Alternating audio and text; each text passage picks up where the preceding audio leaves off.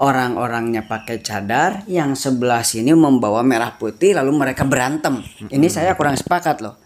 Ini saya kurang sepakat. Ini seolah-olah membuat suatu narasi tendensius bahwa memang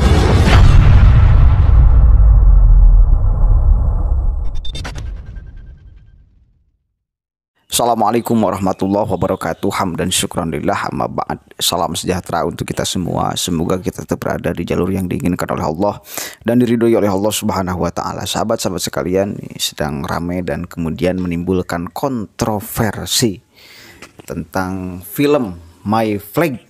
Ya, betul gak? Betul. Benderaku. Kalau Benderaku, radikalisme versus merah putih. Jadi film itu ditayangkan di channel NU ya, NU Channel, diproduksi mungkin oleh NU dan tokohnya itu Gus Muafik. Nah, kita akan kemudian membedah, mencoba kemudian menganalisa komen-komen sembarang apakah memang ada yang tidak pantasnya atau seperti apa. Nah, kita mudah-mudahan bisa objektif di dalam penilaian ini. Kita akan reaction filmnya dan kita akan tilai menit per menit gitu loh. Kalau ini mungkin ada yang baiknya, ada juga yang kita kalau tadi sudah nonton itu ada yang harus kemudian di apa, bukan diluruskan, beri tanggapan lah, diberi tanggapan. Mari kita nonton sama-sama nih ya. Bismillahirrohmanirrohim.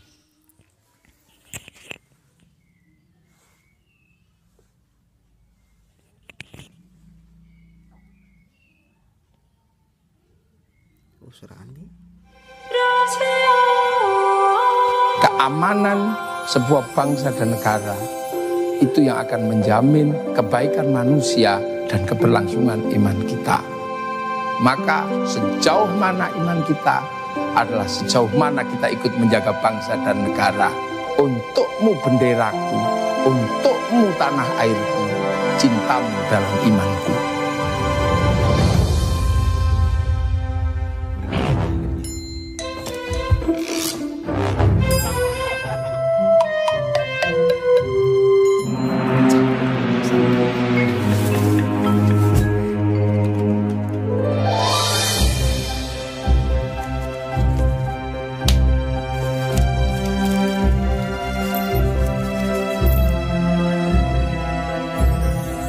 Melamar dia dengan cinta dan bendera. Cinta untuk membahagiakannya dan bendera untuk menjaga hidupnya.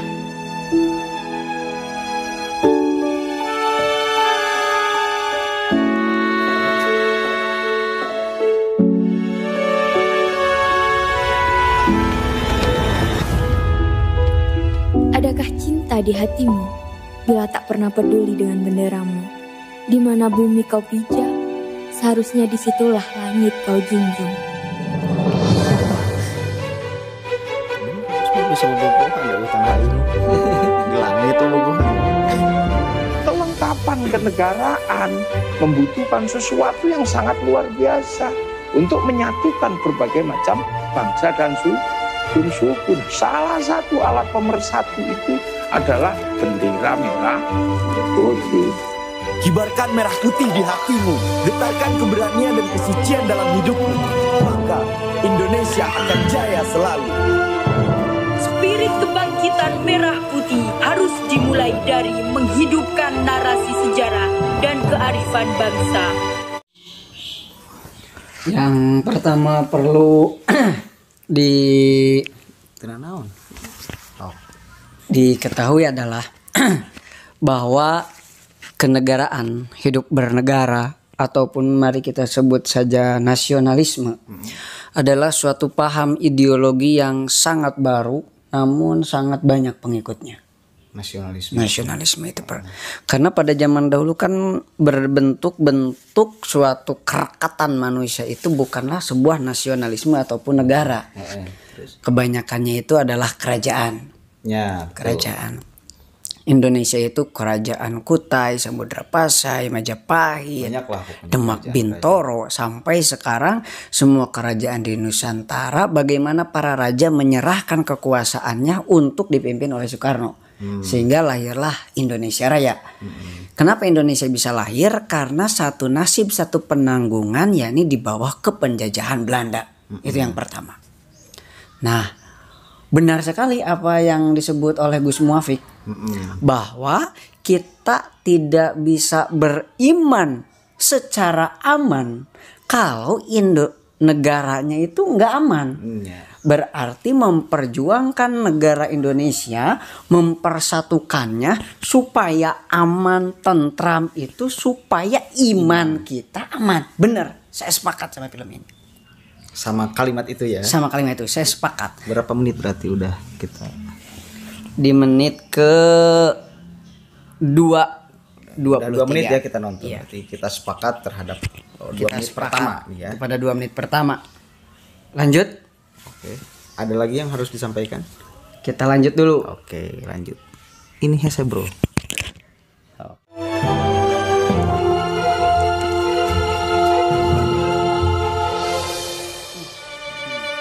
Aku titip Indonesia.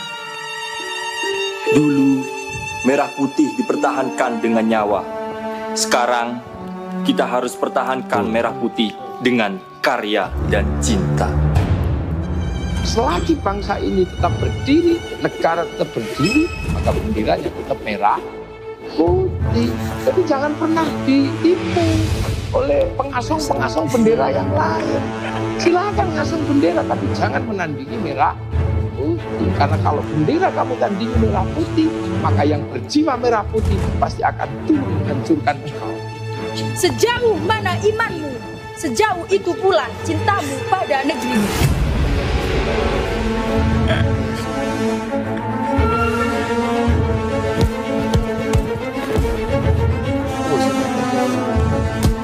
Oh, kasar.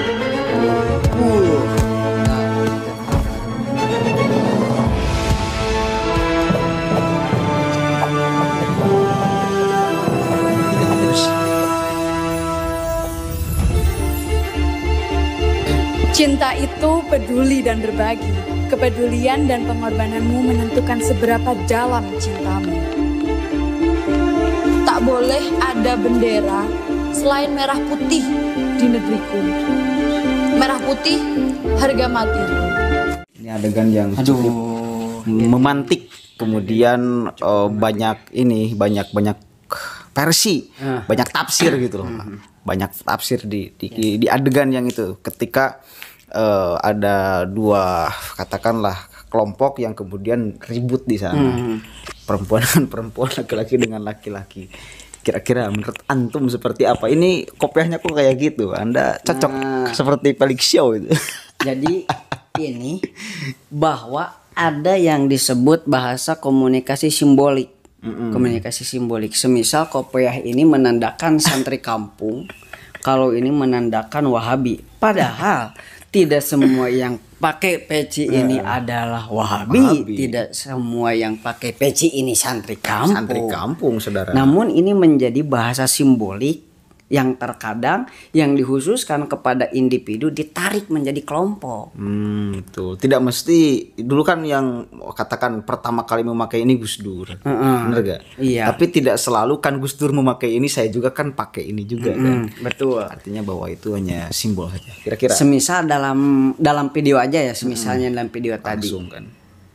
Itu kan kenapa ada orang yang membawa bendera putih, bendera hitam di kelompok lain, orang-orangnya pakai cadar, yang sebelah sini membawa merah putih, lalu mereka berantem. Ini saya kurang sepakat loh. Ini saya kurang sepakat. Ini seolah-olah membuat suatu narasi tendensius bahwa memang ada kelompok yang pakaiannya seperti itu berhaluan, tahulah bendera hitam putih itu bendera siapa? Jadi yang seolah-olah semua yang berpakai misalnya cadar itu kelompok mereka. Rongrong bendera merah putih. Hitam putih. Oh, hitam putih. Iya. Iya maksudnya perongrong atau mau ribut dengan merah putih gitu loh. Iya. Seolah-olah seperti itu. Seolah-olah seperti itu. Padahal tidak menutup kemungkinan loh orang yang memakai cadar itu adalah orang radikal. Orang yang tidak memakai cadar adalah orang yang yang Tidak moderat moderat. gitu. Belum tentu. Belum Tapi tentu. dengan adanya adegan video tadi ini seolah membuat pemisahan karakter bahwa yang memakai cadar adalah radikal, yang tidak memakai cadar adalah moderat. Tapi kalau misal gini, gimana kalau misal memang faktanya hari ini banyak juga yang kita oke lah bahwa cadar adalah untuk supaya kita bersyariat dengan lengkap Ya, katakan betul, ya. betul. Namun kemudian bagaimana kalau misal melihat fakta di lapangan bahwa orang yang bercadar memang ingin menentang Pancasila misal, atau orang yang bergamis atau apalah itu ingin kemudian menentang Pancasila. Kalau misal- ngomongin fakta nih, kalau ngomong fakta ini, Kalau ngomongin sehingga kan fakta. kemudian tidak mungkin loh lahir film ini kalau misal tidak didukung dengan fakta duluan. Pasti ada fakta yang mendukung tentang lahirnya adegan seperti itu. Tapi kan persoalannya kenapa mendikotomikan seolah-olah semuanya? Mungkin oke, sebagian besar 80% oke mungkin. Tetapi ada 20% lagi yang kemudian tidak masuk ke dalam lingkaran itu kan. Bapak saya juga punya jubah dan Faktanya memang banyak orang yang berpakaian seperti itu yang berpikiran radikal, bergerak radikal. Faktanya memang ada. Seperti itu. Tapi faktanya juga Tidak semua orang yang berpakaian seperti itu orang radikal. Cuman karena kepentingan media, framing film, pemudahan pemahaman penonton terhadap film, makanya dibentuklah dikotomi seperti ini. Meskipun alhasil ini bisa menjadi polusi media bagi masyarakat itu sendiri. Oke, berarti supaya gampang dipahami. Tapi bahayanya banyak kok orang moderat yang memakai cadar. Mereka akan menjadi korban karena framing yang seperti ini. Ini yang saya tidak suka. Jadi kalau mau lebih jelasnya ya sudah, mereka pakai bendera hitam dan bendera putih aja, tidak perlu untuk menggambarkan dengan pakaian seperti ini. Ini agak bahaya. Ini agak bahaya. Lagian gini loh, saya melihat apakah ada sebelumnya percakapan untuk mengatakan bahwa saya tidak suka bendera merah putih. Ada gak percakapan sebelum kemudian mereka ribut tuh? Saya kira nggak ada tuh. Mungkin karena kalau misal diawali dengan percakapan itu, berarti kan bisa lebih jelas nih arahnya kemana. Dia yang bercadar, dia yang berpakaian seperti itu, yang memakai bendera hitam putih, yang benci terhadap bendera merah putih gitu loh. Itu yang dimaksud. Tapi kalau misal tidak ada awal mula percakapan, ujung-ujung langsung ribut, nah ini yang kemudian saya kira kurang baik juga. Ini mungkin dikarenakan karena ini ada short movie ya, film pendek. Jadi karena film pendek, jadi nggak terlalu banyak adegan, nggak perlu banyak percakapan. Tapi ini pada awalnya ini ada perkataan dari Gus Muafik bahwa semua orang Indonesia itu benderanya merah putih. Jangan tergoda oleh bendera lain. Oh iya, betul. Untukku benderaku, untukmu benderamu. Jangan sampai tergoda oleh bendera-bendera lain, dan bendera-bendera lain itu tidak boleh mengungguli bendera merah putih. Saya jadi teringat pada kasus bendera bintang kejora di Papua.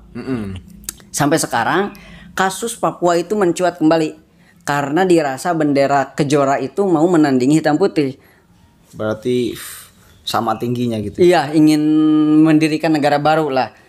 Ini bisa direda oleh Gus Dur. Dulu itu direda oleh Gus Dur karena Gus Dur membiarkan semua bendera ada berkibar. Ya anggap aja itu bendera bintang kejora itu sama dengan bendera OI atau bendera slang. Apapun acaranya benderanya ya itu. Tetapi jangan sampai lebih tinggi daripada bendera merah putih. Seperti kan, itu. Kan. Persoalannya kan kita juga punya. Kalau misalnya NU kan punya ada kan. Ya betul. NU. Kan Gus Muafik jelas boleh, tetapi jangan sampai menyaingi bendera merah putih kan. Jadi kalau misal ditangtungkan, didirikan dua bendera merah putih dengan bendera apa, nah harus lebih bawah mungkin ya. Bendera-bendera yang lain. Bukan berarti orang NU itu tidak suka ya terhadap bendera hitam, bendera putih, Panji Rasul yang bertuliskan la ilaha. Bukan berarti nggak suka. Itu kan Rasul juga pakai, tapi itu adalah bendera perang, bendera Panji kebenaran. Kita kibarkan itu. Tapi harus kita sepakati bersama bahwa merah putih tidak bisa diganti dengan bendera warna apapun sebagai landasan lambang negara. Simbol negara. Lanjut dulu nontonnya Pak. Berarti itu kan itu sedikit mungkin pemberian pandangan ya.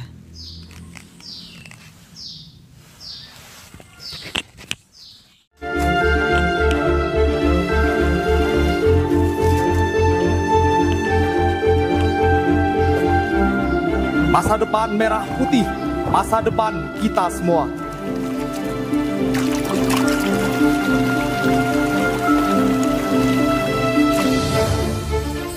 Di mana ekonomi bergerak, di situ nafas merah putih harus berkibar. Sudahkah kita menjadi bangsa pelaut seperti nenek moyang kita untuk terus mengibarkan merah putih di seluruh penjuru dunia?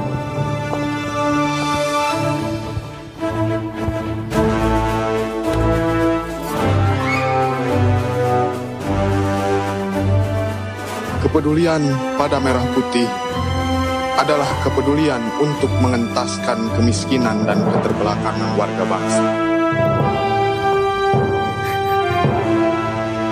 Mewujudkan kedaulatan pangan dan energi adalah upaya kita untuk menjaga merah putih tetap berkibar sepanjang masa.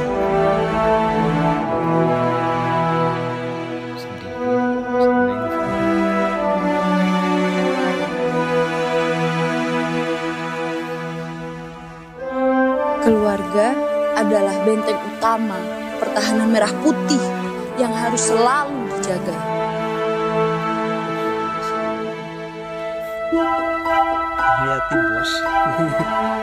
Setinggi apa kecerdasan bangsa kita, setinggi itu pula merah putih akan berkibar di seantero jagat raya.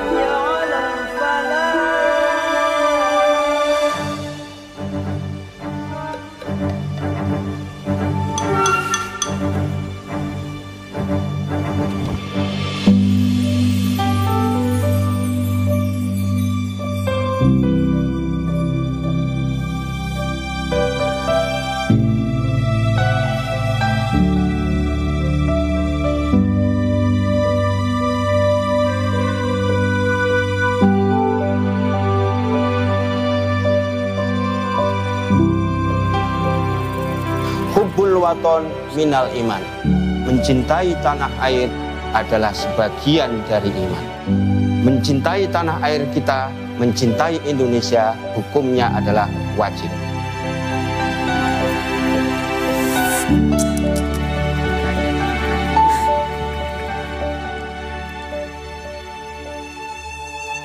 Pak, jangan dimarahi. Mereka itu berjuang untuk merah putih tetap berkibar.